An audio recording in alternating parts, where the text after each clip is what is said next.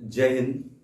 आज मैं बात किसी अन्य चीज़ों पर नहीं बल्कि देश में युवाओं के लिए भारत सरकार द्वारा लाई गई एक योजना के लिए करने जा रहा हूं। मैं निवेदन करता हूं देश के मंत्रिमंडल, मंत्री मुखिया माननीय श्री नरेंद्र मोदी जी से, देश की रक्षा मंत्री से, देश के गृह मंत्री से कि आप लोगों ने जो इस युवाओं के लिए निर्णय लिया है, ये निर्णय एक युवा के सम्मान के लिए नहीं बल्कि उसके अपमान की बात हो रही है। इस निर्णय से एक युवा का सम्मान नहीं, उसका अपमान, उसका मजाक बनाया जा रहा है। आप एक युवा के बारे में, एक आर्मी की तैयारी करने वाले एक युवा की कहानी को आप समझते हैं, उसकी ज़िंदगी को, उसकी लाइफ स्टाइल को आप समझते हैं, किस तरह से तैयारी करता है, किस तरह से अपने आप को तैयार करता है देश की रक्षा के लिए, आप समझ सकते हैं। आधी रात को जग जग करके वो अपने आप को तैयार करता है और 4 साल की नौकरी, अरे 4 साल की नौकरी, 4 साल क्या, 4 साल तो उसे तैयारी करने में लग जाते हैं। जिस दिन वह अपने आप को हाई स्कूल एग्जाम को पास करके अपने आप को ये समझ पाता है कि अब हम आर्मी की तैयारी के लिए उसके अकॉर्डिंग, उसके आर्मी के नियमों के अकॉर्डिंग कैपेबल हो गए हैं, वो उस दिन से अपने आप को तैयारी में लगा देता है। और अब 4 साल की नौकरी देकर के एक युवा का मजाक इस तरह से मजाक बनाया जा रहा है। एक युवा के लिए ये बताया जा रहा है कि 40,000 की नौकरी दी जाएगी, 40,000 लोगों को एक साल में नौकरी दी जाएगी, 25% लोगों को आगे बढ़ाया जाएगा आर्मी में और 75% लोगों को वापस किया जाएगा। उनके लिए तोहफा दिया जा रहा है कि दोबारा उनको प्रदेश की कई सारी वैकेंसियों में ऑप्शन बनेगा, उनके लिए छूट मिलेगा, वरीयता दी जाएगी। क्या छूट, क्या वरीयता? ये छूट वरीयता एक युवा के लिए मजाक है। ये छूट वरीयता का जो आप नाम ले रहे हैं, एक मजाक कर रहे हैं। एक युवा के बारे में, वो युवा जो आर्मी की तैयारी करता है ना, वो कोई बड़े घर का नहीं, बड़े फैसिलिटी में जीने वाला नहीं, बल्कि एक गरीब किसान का लड़का होता है, एक गरीब परिवार, एक गरीब फैमिली का लड़का होता है।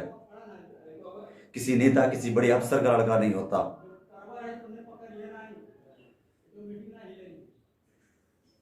कम से कम ऐसे फैसलों के साथ में सरकार इस नियम के साथ में, इस कानून के साथ में, इस योजना के साथ में जो भी फैसले ले रही है, कम से कम इसके विशेषज्ञ जो भी हैं उनकी सलाह ले, इस पर लोगों की राय जाने। ये लोगों के हित में है या अनित में है, पहले इसको समझे। हर प्रदेश के हर 5 सालों पे चुनाव होते हैं। इस चुनाव में चुने जाने वाले, सरकार को बनाने जाने वाले, ये सब भी इस बातों पर विशेष ध्यान दे कि सोचे कि युवाओं के लिए क्या जरूरी है, उनके हित में क्या है, उनके अनहित में क्या है। इन बातों पर ध्यान देने के लिए उनका भी अपना एक दायित्व बनता है।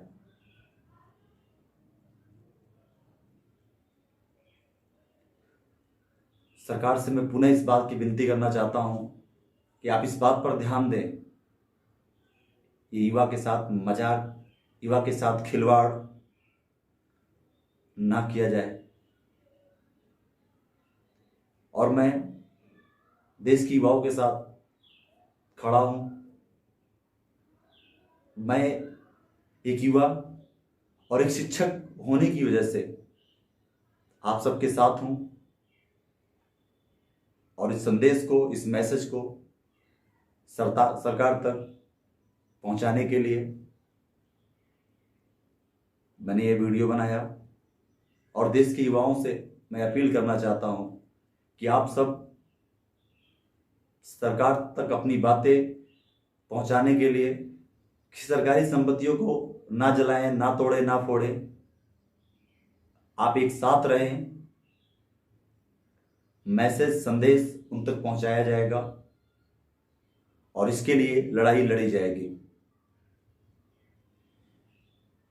क्योंकि युवा देश के लिए जान देने को तैयार है। सरकार के लाभकारी सेवाओं के साथ में अगर उनके साथ खड़ा रहता है तो उनके साथ अलाभकारी सेवाओं के साथ में उनके विरोध में भी खड़ा होगा, इसमें कोई दो राय नहीं है। बस इस मैसेज, इस संदेश को